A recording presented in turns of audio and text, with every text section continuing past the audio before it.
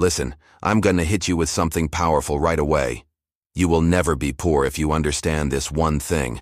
Most people think being rich is about working harder, saving every single penny, or just getting a higher paycheck. But that's a lie.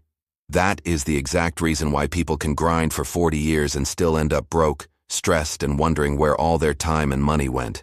Think about it. You finally get that paycheck, you feel that brief moment of relief, and then within days, boom, it's gone. Rent, car payment, bills, groceries, student loans, credit card debt. It vanishes. And what do you tell yourself? Next month will be better. I'll get a handle on it next month. But it never is it? The cycle just keeps repeating, month after month, year after year. That's not a life. That's a financial trap. And today, I'm going to show you exactly how to escape it. Here's the brutal truth, the one that most people don't want to hear. You don't actually understand money. That's why even high earners, doctors, lawyers, engineers, managers, can still end up living paycheck to paycheck, completely broke. Because your income alone does not, and will never, make you rich. And honestly, it's not entirely your fault. Think back. Did school ever teach you how to properly manage a paycheck? Did they explain how debt really works, not just the good debt, bad debt cliché? Did they teach you how to invest your money so it grows for you? No. They taught you algebra, Shakespeare, and historical dates. Are those things useful? Maybe, in some context.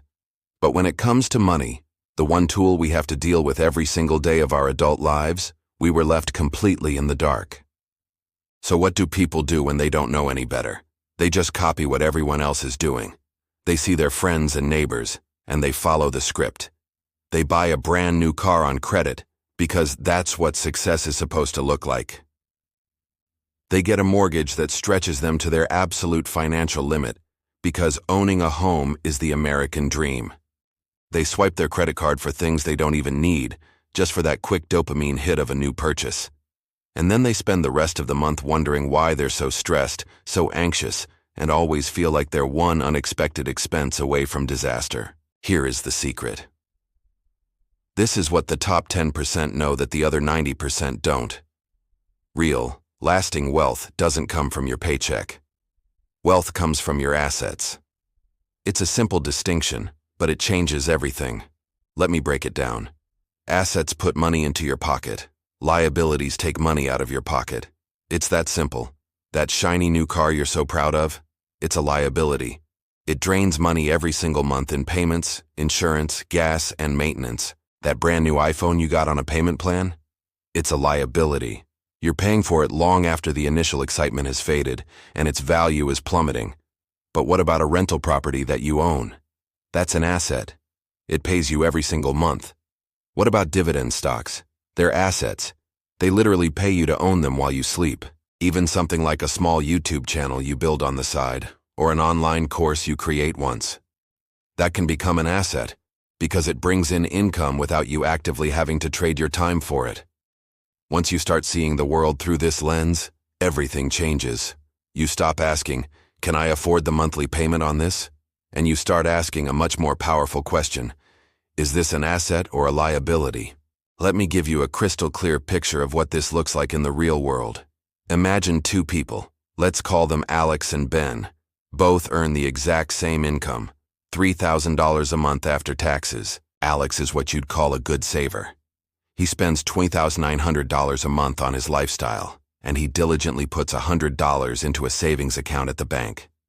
After 10 years of doing this, he'll have $12,000 saved up. Sounds decent, right? The problem is, inflation has been eating away at that money the entire time. So in reality, its purchasing power is significantly less. He worked for his money, and his money just sat there, losing value. Now let's look at Ben. Ben also earns $3,000 a month, but he makes a different choice. He lives on $2,500 a month and invests the remaining $500 every single month into a simple, low-cost index fund that tracks the stock market. He doesn't try to pick stocks or time the market. Let's take another example, the iPhone trap. One person feels the need to buy the newest, most expensive iPhone every single year, usually on credit. Over 20 years, that's easily $20,000 spent on a pile of outdated gadgets sitting in a drawer. Now imagine another person takes that same amount of money, about $80 a month, and invests it instead. This is the incredible power of financial literacy. It's not about how much money you make. It's about what you do with the money you have. So, how do you make sure you'll never be poor? How do you actually put this into practice? Follow this simple roadmap.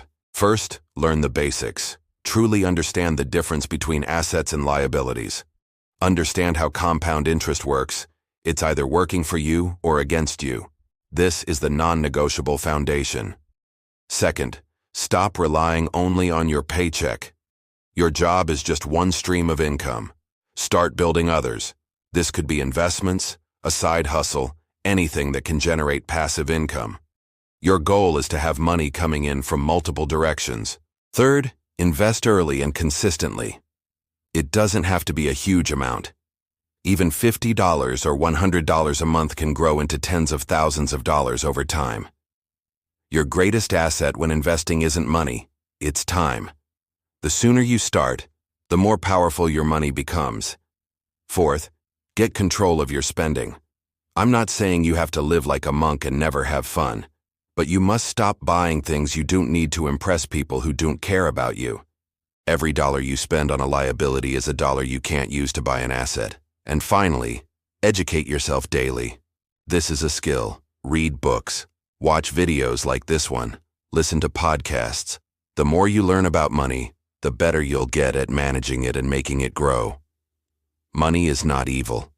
It's a tool. It's a powerful tool that can either buy you freedom, options, and security, or it can chain you to a life of stress, debt, and regret. The choice is yours. If you take away only one thing from this video, let it be this. You will never be poor if you shift your focus from just chasing a paycheck to actively building and acquiring assets. So don't stay stuck in the 90%.